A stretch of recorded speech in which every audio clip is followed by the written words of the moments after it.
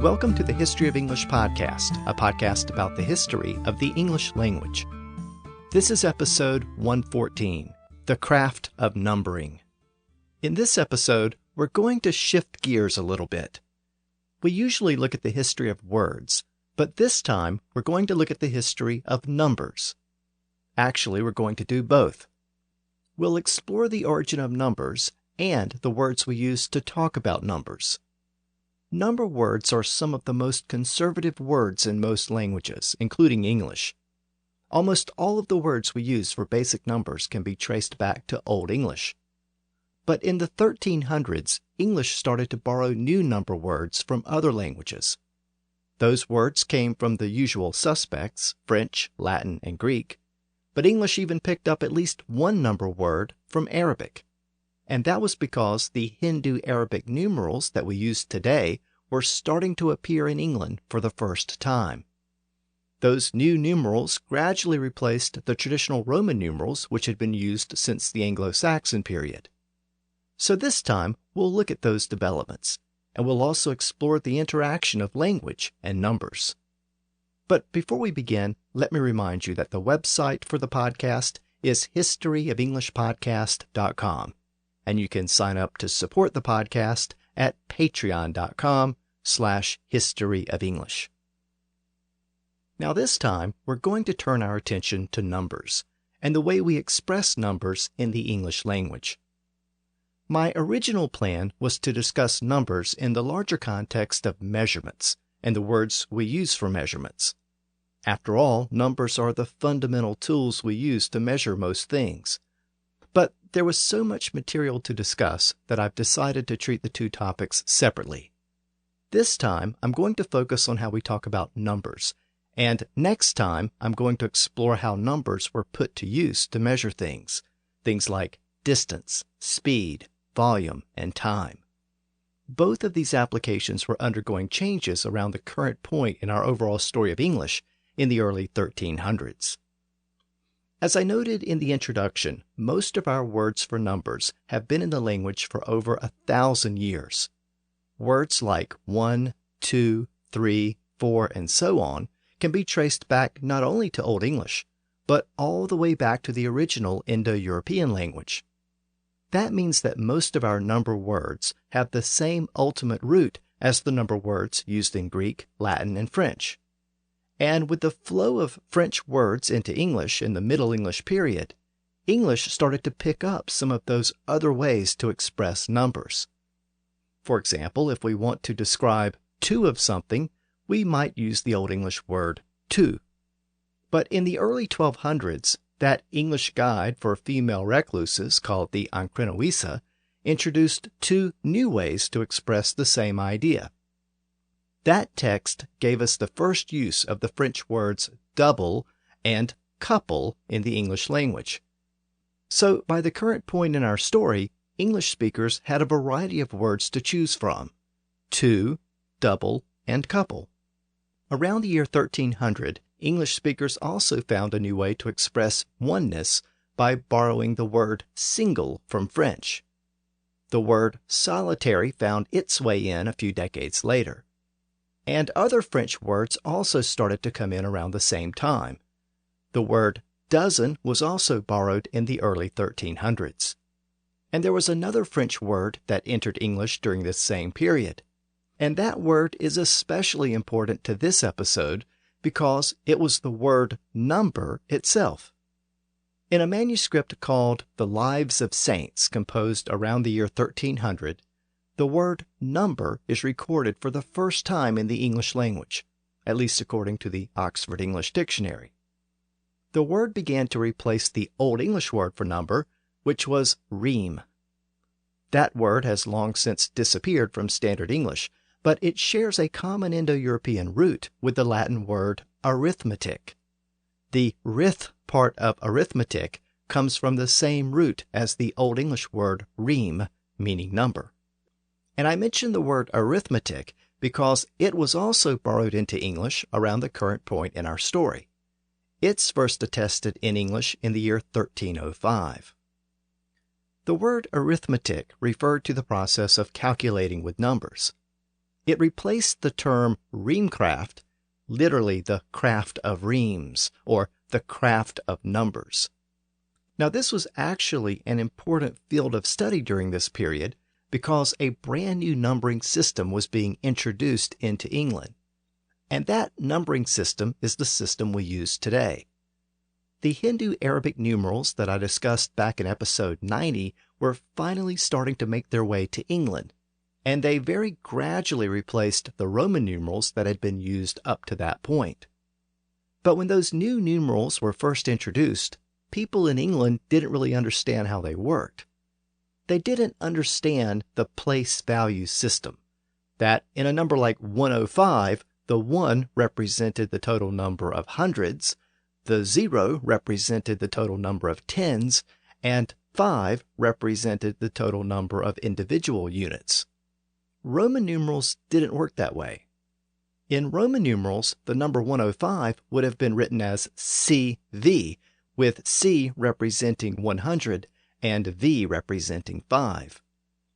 Notice that the version with the Roman numerals doesn't have a 0 because the entire concept of a 0 was unknown in Roman numerals. That was the great disadvantage of Roman numerals and the great advantage of the new Hindu-Arabic numerals. The new numerals made arithmetic easier, thanks to the 0 and the place value system. But in order to enjoy their benefits, Englishmen had to know how to use them.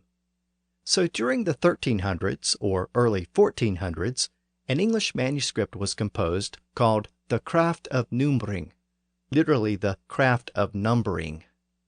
In other words, the craft of using the brand new Hindu-Arabic numerals. This was the first English manuscript to describe those numerals and to explain how to use them. The date of the text is uncertain, with some scholars dating it to the early 1400s, but others dating it as early as the year 1300, at the current point in our story. I'm going to look at this manuscript in some detail at the end of this episode, but before we look at how Englishmen were dealing with the new numbers, let's explore how they dealt with the traditional numbers. In other words, let's explore the history of numbers and the history of the English words for those numbers. Now, obviously, numbers are a universal concept, but the words and symbols we use for numbers vary from culture to culture. Evidence for the use of numbers can be traced back to the earliest humans. Archaeologists have discovered bones with notches marked in them that are between 20,000 and 30,000 years old.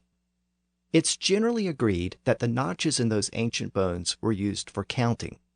It's believed that early humans would run their thumb along the notches to count the total number of things they were observing, and that number could be recalled by running the thumb in the opposite direction back to the beginning.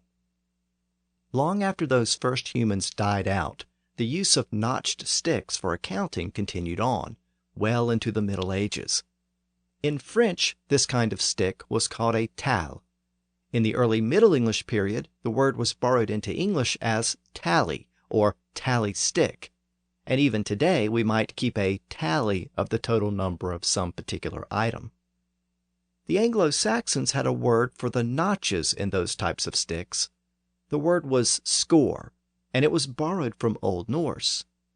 We still use that word in the sense of making notch marks when we score a piece of meat before cooking it. And of course we keep score today when playing games. So score originally meant a mark, something used when counting. You might also know that the word score has another sense, specifically related to numbers. It is sometimes used as another word for 20. Many of us know it from the first line of Abraham Lincoln's Gettysburg Address. It begins with the line, 87 years ago, which literally meant 87 years ago. 80 meant 420s, so it meant 80. And 87 therefore meant 87. This use of the word score was common until the last century or so, as represented by Lincoln's use of it in the mid-1800s. And it was a secondary meaning of the word score from the very beginning.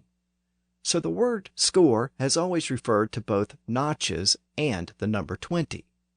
But what was the connection between notches and the specific number 20?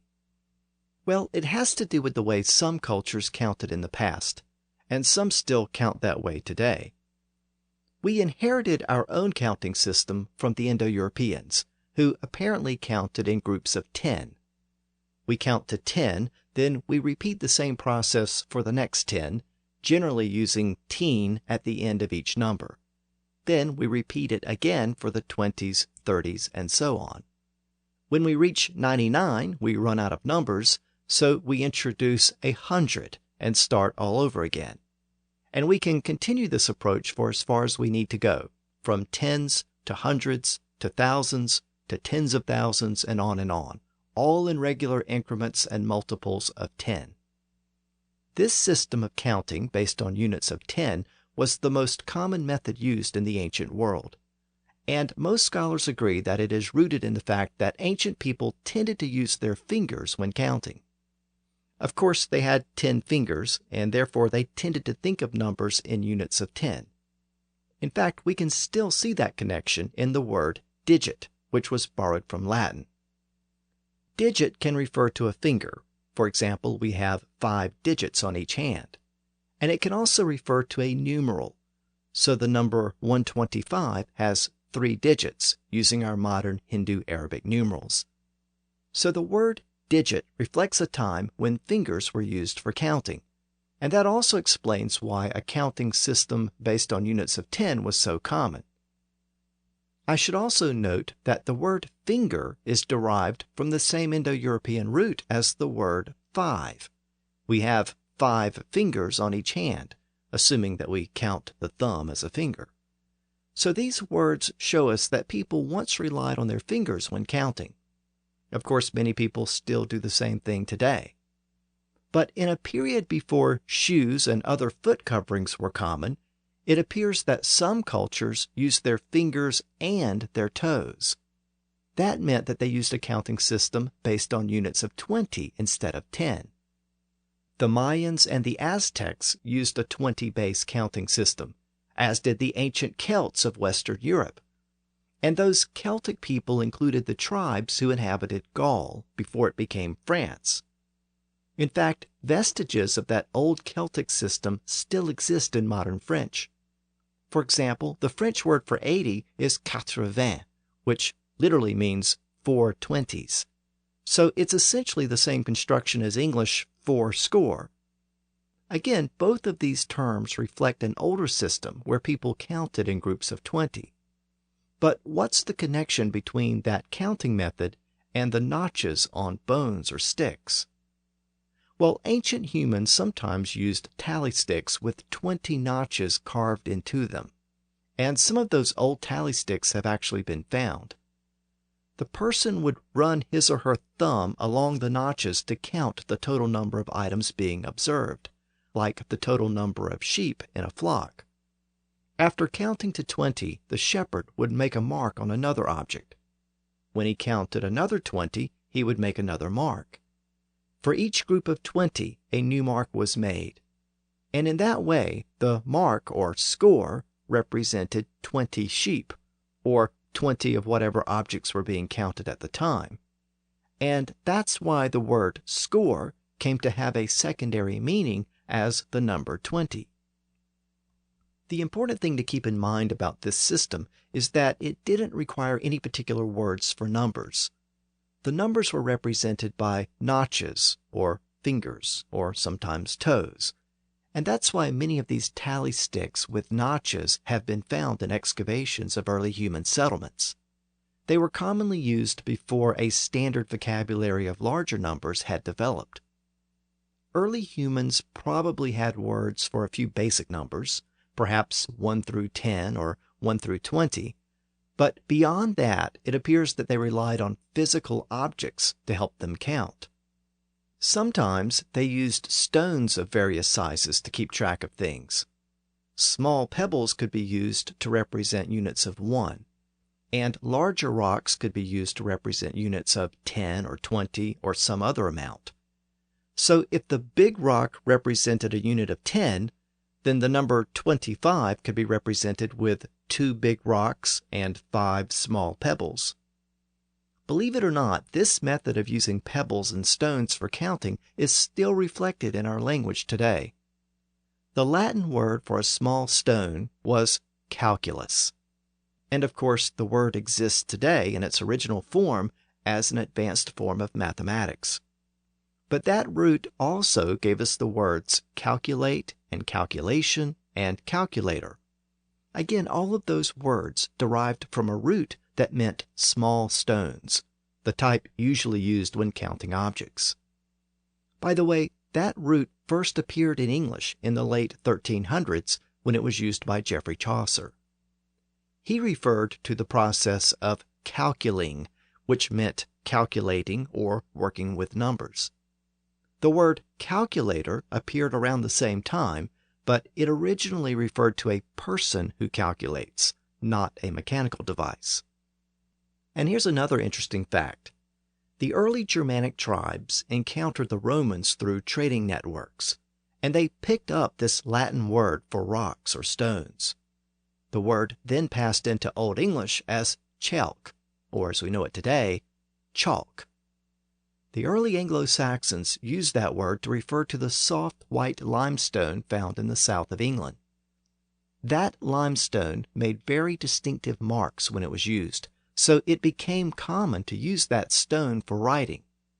And even today, some teachers still do mathematical equations with chalk on a chalkboard.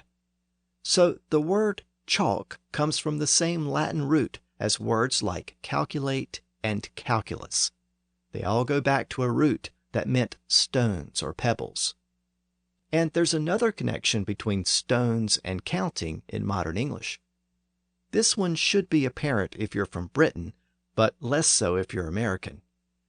That's because British English still uses the word stone to mean 14 pounds. So for example, a person might weigh 12 stone. This specific use of the word stone to mean 14 pounds is first recorded in the late 1300s. But of course, the use of stones for counting goes back much further than that. And you can start to see how the use of pebbles and stones eventually led to the invention of the abacus, with stones or beads attached to wires so that they could be moved around for counting and calculations. Now, the use of stones for counting is very similar to the use of notches on sticks, because both systems can be used without specific words for numbers. You don't have to have a word for 84 in order to count to 84 with these methods. You can just add a pebble or make a mark for each additional item being counted. And these methods also have something else in common. They both rely on a base counting system for larger numbers. Even when ancient humans counted 84 items, they didn't tend to use 84 separate individual marks or 84 separate pebbles. They used number groupings. As I noted, they might use smaller pebbles to represent individual items and a large rock to represent a group of those items, like a group of 10. That made it easier to keep track of the total number. Markings or notches often work the same way. Scholars have noted that early humans tended to use specific marks for individual items up to a certain point, but then they would use a new mark to indicate a group of items. Across many cultures, the mark for one item was usually represented by a single straight line. And it's amazing how that simple little line found across so many different cultures has survived the centuries. Our modern number 1 is still a simple straight line. And think about Roman numerals, which used letters for numbers. It's widely believed that the Romans used the letter I for 1 because it so closely resembled the simple straight lines traditionally used to represent one item. After that, if you wanted to represent additional items, you could just add more of those lines. 2 lines for 2, 3 lines for 3, and so on. And again, Roman numerals work the same way. The Roman symbol for 2 is II, and the symbol for 3 is III. And early on, the Roman symbol for 4 was III. But But at some point, all of those straight lines, or eyes, became too difficult to read at a glance. You would have to count each mark to determine the total number. So it became common to introduce additional symbols to represent larger groups of items. That was the same idea as using a big rock to represent a specific group of items rather than using a bunch of small pebbles. It made it easier to keep track of larger figures by grouping a certain number together. The Romans did that by introducing new letters or symbols for groups of 5, 10, 50, 100, 500, and 1,000. Specifically, they used V for 5, X for 10, L for 50, C for 100, D for 500, and M for 1,000. Again, this was the Roman system, but other cultures operated on a similar principle. For example, the Greeks also used letters for numbers, and they introduced new letters in many of the same increments. Other cultures used other symbols and other increments, but the principle was always the same. Some symbols represented individual items, and some represented larger groups of items. And the larger groupings usually reflected the base number that was used in the counting system. The Romans used a system based on increments of 10, so naturally they had specific symbols for groups of 10, 100, 1,000, and on and on. As I noted earlier, this numbering system based on units of 10 was the most common base used by ancient cultures. But some cultures settled on other base numbers. As we've seen, the Celts used the base of 20, and the Sumerians of Mesopotamia used a completely different base. They counted in groups of 60, and from that 60 base, they also developed an auxiliary unit of 12. So Sumerian mathematicians routinely worked in units of 12 and 60. That system may seem odd to us today, but we have many remnants of it in our daily lives. The fact that we have 60 seconds in a minute and 60 minutes in an hour is ultimately due to that numbering system. It's also why clocks count up to 12 o'clock, and it explains why we have 12 inches in a foot, and why we buy a dozen eggs instead of 10 eggs. In the next episode, I'll explain how some of these modern measurements developed, but this time I want to explain how that Sumerian numbering system worked and how it originated. The Sumerian civilization was one of the oldest civilizations on Earth. It was located in modern-day Iraq, and the Sumerian people used this numbering system based on units of 60. Whereas the later Romans had unique symbols for 1, 5, 10, 50, 100, 500, and 1,000, and they worked with those specific increments, the Sumerians used different groupings and different increments. The Sumerians had specific symbols for 1, 10, 60, 600, 3,600, and 36,000. But except for the different increments, they worked much the same way as Roman numerals. If you wanted to represent 250 with Sumerian numerals, you would use the symbol for 60 4 times. That would give you 240. Then you would add the symbol for 10, giving you 250. The Sumerian civilization was eventually replaced by that of the Babylonians, who used a numbering system based on units of 10. For a while, the Babylonians blended the two systems together. For example, they added new symbols for 100 and 1,000. But eventually, much of the old Sumerian system eroded, and the Babylonians reverted back to their traditional system based on units of 10. However, they kept the old Sumerian 60-base system for use in astronomy and other advanced mathematical calculations. So some of that old system survived, and it passed to other cultures around the Mediterranean and eventually passed into Western Europe. And that ultimately helps to explain why we count some things today in increments of 12 and 60. But why did the Sumerians adopt a numbering system based on units of 60 in the first place? I mean, they had 10 fingers like everybody else. How did they come up with 60? And why did they use 12 as a common divisor instead of 10? Well, unfortunately, no one from that period left a tablet explaining why they did that. But there are lots of theories. The most commonly accepted theory is that 12 and 60 are simply better numbers to work with because they can be divided into so many different equal segments. The number 10 can be divided in half into 2 5s, but it can't be divided into thirds or quarters without having to use a fraction. So if you wanted to avoid using fractions, which ancient traders preferred to do, 10 wasn't really a good number to work with. But if you moved up to 12, it solved a lot of problems. 12 could be divided in half with 2 6s. It could also be divided into thirds with 3 4s. And it could be divided into fourths with 4 3s. So it was very flexible. Traders working in units of 12 could easily divide money and goods into a variety of shares. And if we take this one step further, we find something very interesting about the number 60. It's the smallest number that can be divided into 2 equal parts, 3 equal parts, 4 equal parts, 5 equal parts, and 6 equal parts.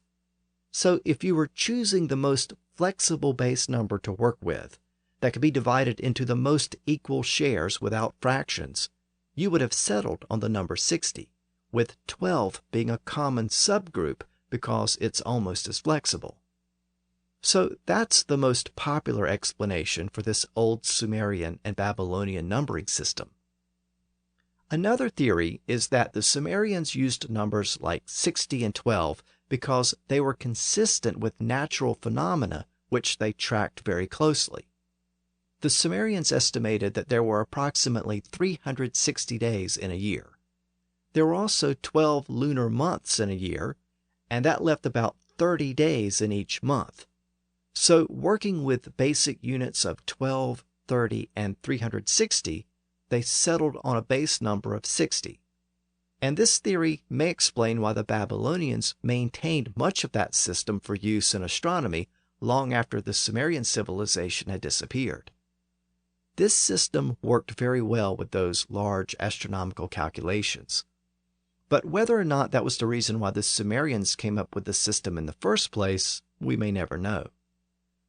Another theory has been proposed by Georges Ifra, who has written several books on the history of numbers. I used 2 of those books for some of this research, so let me recommend those to you. One is titled From 1 to 0, and the other is titled The Universal History of Numbers. Anyway, Ifra suggests that the Sumerian system based on units of 60 was also derived from finger counting, like the more common base of 10. It was just a different type of finger counting. In fact, it's a system that's still used in parts of Iraq, Iran, India, and Turkey. This other system is used for counting on one hand, and it's based on the fact that each finger has 3 joints, and thus 3 segments. There's the segment at the top by the fingertips, there's the segment in the middle, and there's the segment at the bottom by the palm. This counting system uses those 3 segments. You actually count those segments with the thumb, 1 finger at a time. And when you count those 3 segments on each of the 4 fingers, you end up with a total of 12. So that finger counting method gives you a base unit of 12. But what if you want to go beyond 12? Well, you can use the other hand. At the first unit of 12, you can extend 1 finger of the other hand. At the second unit of 12, you can extend a second finger. And since you have 5 digits on the other hand, you can repeat that process 5 times. And 5 times 12 gives you 60. So using this finger counting method, which still survives in the same part of the world, you would routinely count in units of 12 with a total base system of 60. So this might provide another explanation for the origin of this Sumerian and Babylonian system. Now the reason I went through that exercise is because the 60 base system with 12 as an auxiliary unit is also reflected in some of our English words for numbers. So, with all of that history as a background, let's look at how the English language deals with numbers. As I noted earlier, most of our number words were preserved from Old English, and those words were inherited from the original Proto-Germanic language. And most of those words can be traced back to the original Indo-Europeans. So, given all of that, we should expect that English number words are closely related to the number words found in the other Indo-European languages. And that is indeed the case. And around the current point in our overall history of English, in the early 1300s, a lot of those other words started to filter into English, giving English multiple ways to express numerical concepts. Of course, Latin, Greek, and French were the primary sources of those new terms. So let's go through the numbers, beginning with number 1. Of course, that word is one today, but it was on in Old English. I discussed the evolution of that pronunciation change back in episode 96, so I won't repeat it here. We've also seen that the original form of the word still survives as our modern articles, a and an. So an apple literally means one apple if we use the original meaning of the word an. Now the Latin word for one was unus, from the same Indo-European root as one. And unus passed into English as the prefix uni, meaning one. This prefix was starting to pass into English in the early 1300s, and it gave English speakers a new way to indicate oneness. The word unicorn is one of the first known words with that prefix to pass into English. It was actually used in the Ankrenoisa because it was also used in the Bible. It was a direct translation of the Greek word monoceros, which literally meant one horn. Unicorn therefore meant one horn in Latin, and English actually used a direct translation of that word early on. English had the word as onhorn before the Latin word unicorn won out. The next word with that prefix to enter English was the word university, which is first attested in English at the current point in our overall story in the year 1300. Now, I noted that the word unicorn was a direct translation of the Greek word monoceros, and that's because the Greeks sometimes used the word monos to mean one. And that word also entered English as a prefix, usually as mono. The first known use of that prefix in English occurred in the late 1300s with the appearance of the word monarchy, which meant ruled by a single king or sovereign. But English already had at least one word with that Greek root by the beginning of the Middle English period, and that was the word monk. As I noted in an earlier episode, monk was a Greek word that originally referred to someone who lived alone, in solitude. I also noted earlier that the French word single entered English around the year 1300, so English was acquiring lots of new ways to express oneness. The next number in English is 2, derived from the Old English word toi, usually spelled T-W-A. So the W was actually pronounced in Old English, and that's why the number 2 has a W in it, whereas the preposition to, to, does not. Now the W started to disappear in the south of England during the Middle English period. But I should note that the original form of the word still survives in Scots, where the number is still pronounced as toi. The W also exists in closely related words based on the same root. Words like 20, 12, twice, and twin. Now I noted that modern two came from Old English toi, but I should also note that toi was the feminine version of the word. Remember that Old English had grammatical gender, so the form of some of the number words varied depending on how it was being used in the sentence. The masculine version was twechen, and that word still survives as the word twain. We use that word in a phrase like, never the twain shall meet. Again, twain was just a different form of two in Old English. I should also mention the word between, which uses a variation of the same root word as two and twain. Between is the state of being in the middle of two or more other objects. So that's English, but if we think back to the laws of sound change identified by Jacob Grimm, we know that the Germanic languages developed a T sound from an original Indo-European D sound. So when we look to Latin and Greek, we should expect to find words meaning two that begin with a D sound. And that's exactly what we find in the Greek and Latin words duo, which became duo over time, D-U-O. So duo is cognate with two. Of course, the Latin root gave us words like duo, dual, duet, and deuce, all of which were borrowed in later periods of English. However, as I noted earlier, English had borrowed the word double by the current point in our story from the same root. Latin also had the prefix bi or bi, which was used to indicate two of something. We find it in modern words like bicycle and bilingual. That prefix was also starting to enter English around the current point in our overall story. One of the first occurrences of that prefix in English is the word bigamy, found in a document from the early 1300s. Of course, it referred to a situation where a person was married to two or more people. Before bigamy was borrowed, Old English had the same concept as tweeweaving, literally two-wifing. So as you can see, English was starting to tap into Latin and French for new ways to express two-ness. For the next number, we have 3, which was threa in Old English.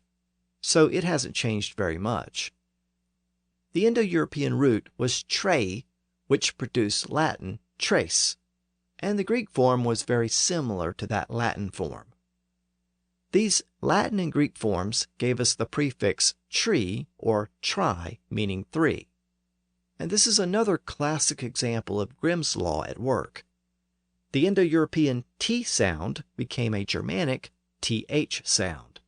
And once we account for that sound change, we can see the clear connection between TRI, as in triangle or trio, and the English word 3. By the current point in our story, English had borrowed the word trinity with that Latin root for 3. And English speakers were probably familiar with the Latin word trivium for the basic 3 courses taught in schools, even though that word isn't found in an English document until much later. Also, the word triangle appeared in English for the first time in the late 1300s. So English was starting to borrow that common prefix from Latin and Greek. Of course, after 3, we have 4, which was feower in Old English. It's been shortened over time from a multisyllable word into a single-syllable word. The Latin word for 4 was quator, which gave us words like quarter and quart. Now, English 4 and Latin quator came from the same Indo-European root word meaning 4, but there is a little bit of a mystery here. The Indo-European word began with a K sound, as found in the Latin word quator. Under Grimm's law, that K sound should have switched to an H sound in the Germanic languages. So English should have ended up with heor or hor instead of 4. So where did that F sound in 4 come from? It was already there in the original Germanic language, so whatever happened, it happened very early on. The most popular theory is that the Germanic speakers were influenced by the following number, 5, or 5 in Proto-Germanic. So the original Germanic words began with the same sounds as the modern English words, and just as today, people were accustomed to reciting the numbers in order, 1, 2, 3, 4, 5, 6, and so on. And in a time when alliteration was common in Germanic poetry, it became common to give the word after 3 an F sound so that it began with the same sound as 5. In fact, if we look at the preceding and following numbers, we see that 2 and 3 begin with similar sounds, T and TH, and 6 and 7 both begin with the S sound. So if we give the word for 4 an F sound, we get a nice little rhythm. 2, 3, 4, 5, 6, 7. Again, Germanic culture would have been much more focused on alliteration than our modern culture. Where we tend to use rhyming schemes and focus on similar sounds at the end of words, they used alliteration. So they would have been accustomed to the rhythm of repeating sounds at the beginning of words. And this is the most popular theory for the F sound at the beginning of 4. As I noted, the related Latin word quatuor and the quar root was just starting to enter English at the current point in our story, around the year 1300. In fact, several documents composed in that year provide us with the oldest examples of that root in the English language. The word quarter appeared for the first time in that year. Of course, it meant 1/4. The word quart appeared a short time later. A quart was 1/4 of a gallon. The year 1300 is also the year in which we find the first known use of the word square in the English language. It actually appeared for the first time in the Cursor Mundi, that northern text that I discussed a couple of episodes back. Now we know that a square has 4 equal sides, but you might not have ever noticed that it has the Latin word for 4 buried right in the middle of it. Take away the S at the front and the E at the end, and you have that root, quar. And that's because the word originally combined the Latin prefix ex, meaning out, with the root quadrus. It originally referred to the tool that's still used by carpenters to draw a right angle. And 4 of those right angles, with equal sides, forms the pattern which became known as a square.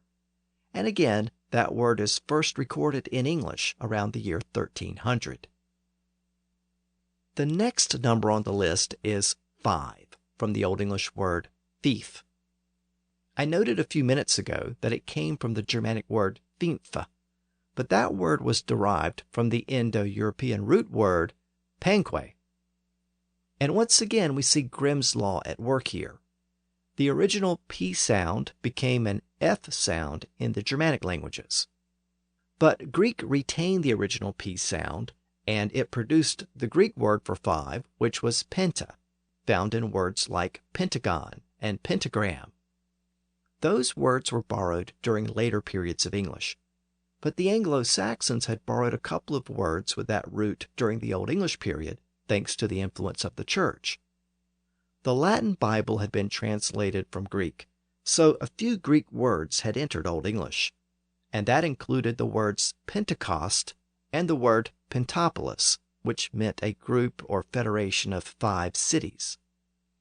So that Greek root for 5 entered English very early on.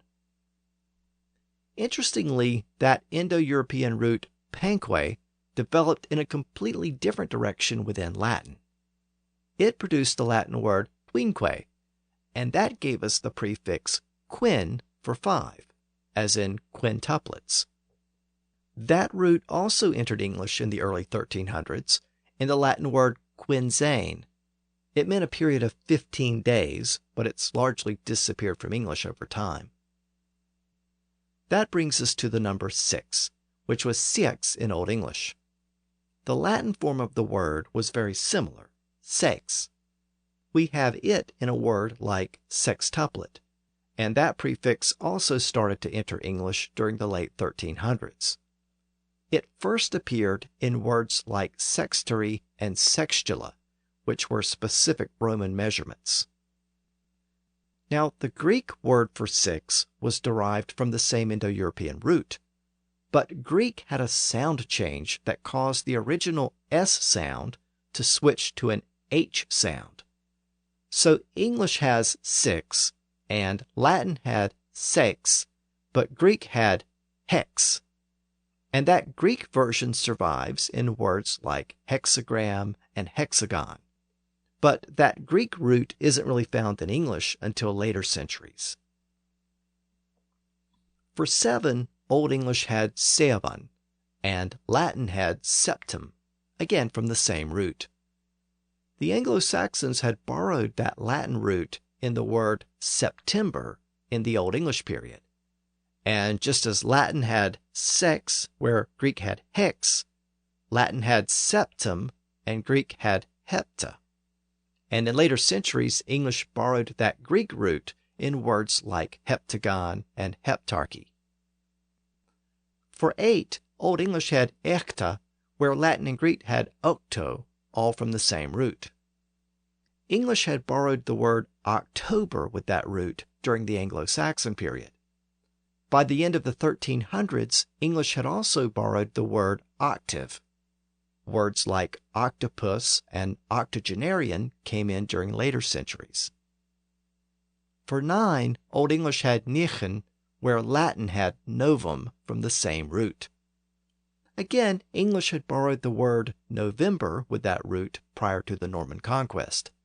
But that month name remains one of the few words borrowed with that Latin root. For 10, Old English had ten. The Indo-European root was decum, which produced Greek deca and Latin decum. So once again, we see the shift from the D sound to the T sound under Grimm's law. The Latin and Greek words retained the original D sound, where English had 10 with the T sound. English had borrowed that Latin root decum in the word December very early on. In the early 1300s, English also borrowed the word decima, which meant a 10th part. We have a similar version of that word today in the word decimal. And in fact, the base 10 numbering system used by the Indo-Europeans and other cultures is called a decimal system since it's based on units of 10. And some people who are very literal with their English will remind you that the word decimate means to kill 1/10 of an army or group. That was the original meaning of decimate, even though the word has acquired a broader sense over time. As I noted, decima was borrowed in the early 1300s, but decimal and decimate were borrowed in later centuries. So that's our basic group of 10, using the base 10 system which we inherited from the Indo-Europeans. Generally speaking, after 10, we start over with a very simple formula. We take our basic numbers and add teen to the end, which is just another variation of the word 10. So 13 is literally 310, or 3 plus 10. 14 is 4 plus 10. 15 is 5 plus 10, and so on. Now I said we generally do that, but there are a couple of obvious exceptions, 11 and 12. So why do we say 11 and 12 and not 1 teen and 2 teen? Well, the short answer is that this was a development within the original Proto-Germanic language. The Indo-Europeans didn't have those words, or words that followed that pattern. In Old English, 11 was onlevan, literally one left. So 11 meant 10 with one left over. Meanwhile, 12 was twelfth, from the Germanic word twalif, again literally 2 left. So 12 meant 10 with 2 left over. So why did these unique words exist for 11 and 12? Well, the most common theory is that the early Germanic tribes sometimes broke from the Indo-European number system, which used units of 10, and they sometimes used a system based on units of 12, like the ancient Sumerians and Babylonians. So English appears to have these remnants of a completely different number system which the Germanic tribes picked up from somewhere, and which was incorporated into the original Proto-Germanic language. And that's why each of our numbers up through 12 have unique names, and after 12 we resort to the default system of adding teen to each root number. 13, 14, 15, and so on. If we look a little closer at Old English, we can actually find more evidence of a base 12 number system. Today, when we run out of teens at 19, we create a new unit of 20, which is 2 tens. We do the same thing for 30, 40, 50, and so on. But we stop at 90 and then go to 100, which is 10 tens. So all of this is consistent with a counting system based on units of 10. Old English used that same system, but it also had an alternate system which has since disappeared. After 90, instead of 100, people would often say hundtenti, literally hundtenti.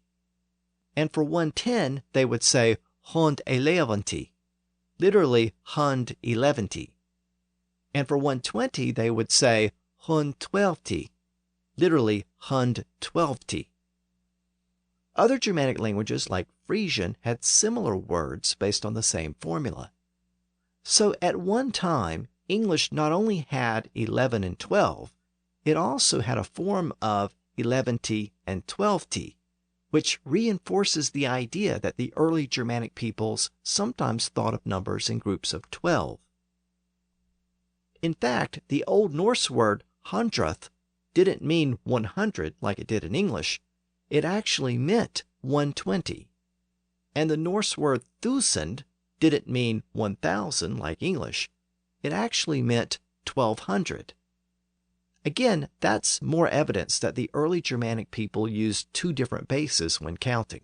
One method using units of 10 inherited from the Indo-Europeans, and another method using units of 12, which they acquired from somewhere else. In fact, older legal documents in some Germanic languages distinguish between a common hundred, which meant 100, and a great hundred, which meant 120. So if the Germanic tribes sometimes used a number system with a base of 12, where did they get that system from? Well, no one really knows, but keep in mind that the original Proto-Germanic vocabulary had a lot of words in its core vocabulary that didn't come from the Indo-Europeans. As I noted in the early episodes of the podcast, it appears that the Indo-European speakers who migrated into Northern Europe encountered another tribe who spoke a different language.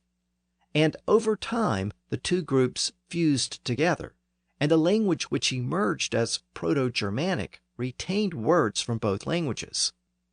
Well, if that is indeed what happened, it's possible that the other unknown tribe used a counting system based on units of 12. And as the two vocabularies mixed together, the resulting Germanic language retained aspects of both systems. But I can add one more little piece of evidence to this story. A lot of you may be familiar with the various books by the linguist John McWhorter. He has written numerous books about the history of English and the history of language in general. Well, in his book, Our Magnificent Bastard Tongue, he argues that the non-Indo-European words in the Proto-Germanic vocabulary show some striking similarities to words in the Semitic languages. And he argues that a group of Phoenician traders may have explored the interior of Europe, and they may have established a settlement in northern Europe. And that may have been the tribe who mixed with the Indo-Europeans and provided the other part of the Proto-Germanic vocabulary. Of course, the Phoenicians were from the Near East and spoke a Semitic language, and they would have been familiar with the counting system of the Babylonians, who were also a Semitic people. So perhaps this base 12 counting system buried within the Germanic languages is more evidence to support McWhorter's theory. But to be clear, this is all speculation. None of these theories have been generally accepted by modern linguists. Now, not only does Basic English show some evidence of a base 12 counting system, it has also borrowed words to reinforce the approach of counting in units of 12. For example, English borrowed the word dozen from French in the mid-1300s. And by the early 1400s, English had even borrowed a word meaning a dozen, or 144. Of course, that's the word gross. Now let me conclude my review of English numbers by pointing out that the word thousand is also an Old English word inherited from the Proto-Germanic language. Versions of this root are also found in some other Indo-European languages, but the word for the number 1000 varies greatly among the modern Indo-European languages, which suggests that the original Indo-Europeans didn't normally count that high and didn't have a standard word for that number. For example, Latin used the word mila, which entered Old English as the word mile, meaning 1,000 double paces. For 1,000 thousands, English uses a variation of that word mila, which is of course million. That word first appeared in English in the late 1300s. Beyond a million, terms like billion, trillion, quadrillion, quintillion, and so on are obviously based on the Latin roots that we saw earlier, and they all proceed in increments based on units of 10. So I've covered almost all of the numbers we use in modern English, with one important exception. Did you notice which one I left out? It's the number 0, the number that represents nothing at all. And it's the only basic number word in English that isn't native to the Indo-European language family. It comes from Arabic, and it came into English with the arrival of the Hindu-Arabic numerals in the 1300s. I discussed the origin of the word 0 and the concept of the numeral 0 back in episode 90. It was a key part of those new Hindu-Arabic numerals, which I also introduced back in that episode. Those new numerals were very different from the traditional Roman numerals. The value of each Hindu-Arabic numeral depended on where it was placed in the overall number. A 2 by itself, or a 2 located at the end of a large number, just represented 2. But if it was moved over one position, it represented a unit of 20. If it was moved over one more position, it represented a unit of 200. Of course, all of this is second nature to us today, but it was a revolutionary concept in the 1300s. In order for that system to work, it needed a 0 to indicate when there were no units in a particular position. So in order to represent the number 320, there were 3 units of 100, 2 units of 10, and no individual units. Without the 0, you had the number 32. You had to have that 0 to mark the empty position. So the 0 was essential to those new numerals. But the 0 wasn't just a placeholder. It actually served as its own unique number, and you could do arithmetic with it. 5 plus 0 was 5. 5 times 0 was 0. It had its own numerical function, and that was what made arithmetic with these numerals so revolutionary. Again, all of this was a completely foreign concept to most Europeans. Up until this point, Europeans used Roman numerals, and they continued to use Roman numerals for many centuries. Acceptance of the new Hindu-Arabic numerals was slow, very slow. Even though the new numerals started to appear in England in the 1300s, they didn't really start to replace the traditional Roman numerals until the mid-1500s. During that intervening period, English scholars studied those new numbers, and they gradually came to understand the mathematical advantages afforded by those numerals. And that was the context for the creation of that manuscript I mentioned at the beginning of this episode, entitled The Craft of Numbering. That manuscript was really a translation and explanation of an earlier Latin work, which was itself a commentary on Al-Khwarizmi's original Arabic work on those numerals. You might remember from episode 90 that the Muslim scholar Al-Khwarizmi wrote an extensive manuscript about mathematics and the use of these Hindu-Arabic numerals. His name gave us the word algorithm, or algorithm as it was originally called in English. The word originally meant the use of the new Hindu-Arabic numerals. If you did arithmetic with those numerals, you were said to be engaged in the craft of algorism. That word actually appeared for the first time in the Ancrenawisa, but most Englishmen didn't know where the word came from. And this particular manuscript, called The Craft of Numbering, actually begins with an attempt to explain the meaning of that word. Unfortunately, the manuscript got it wrong. It suggests that the name was derived from a king of India who invented the whole numbering system. Here are the opening lines of the manuscript, first in modern English and then in the original Middle English.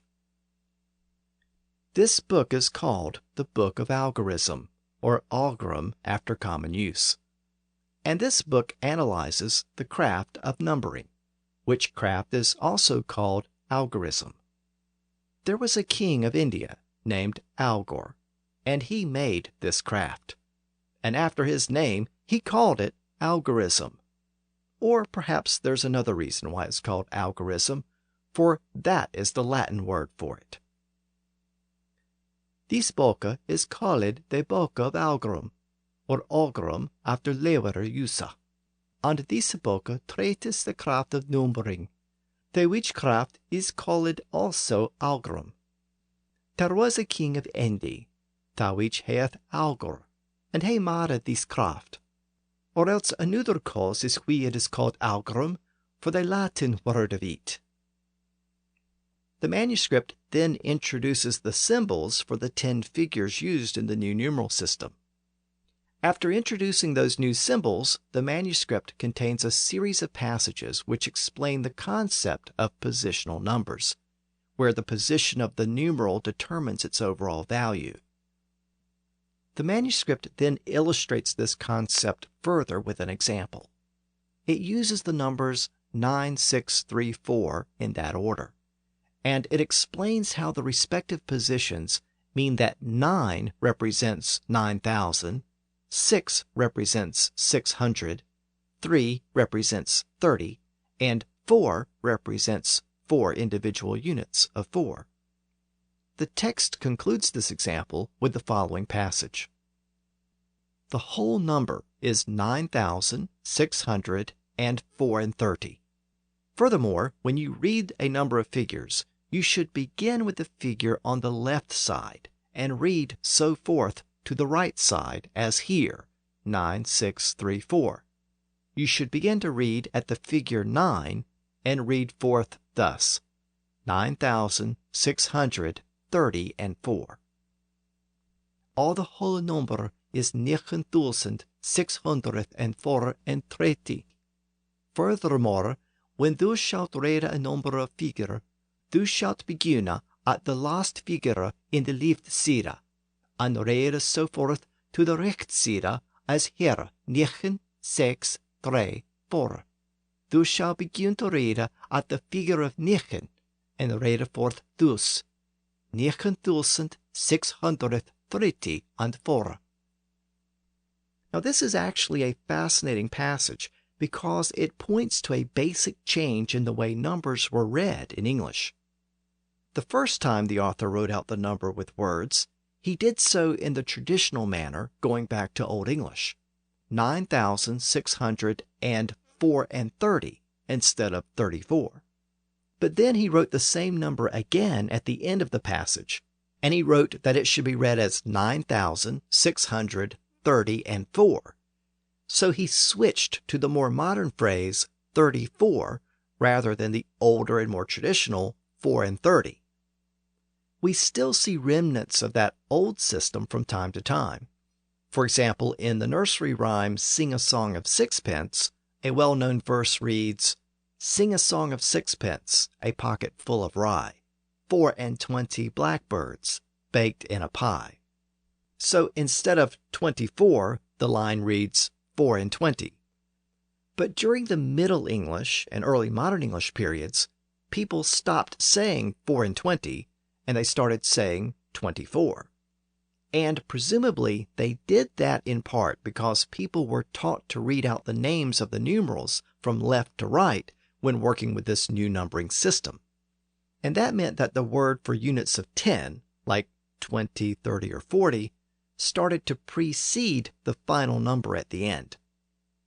There certainly may have been other factors at work as well, but this linguistic change took place at the same time that the new numerals were starting to be fully accepted in England in the 1500s and 1600s. The Craft of Numbering manuscript goes on to explain that the new numerals use a symbol called cipher, or 0, which represents nothing. It then explains how to do addition, subtraction, and multiplication with the new numerals, one column at a time. This new system made arithmetic quicker and simpler, and it brought about a mathematical revolution. Some scholars compare the overall impact of that new numbering system to the literary revolution that took place when the alphabet was introduced.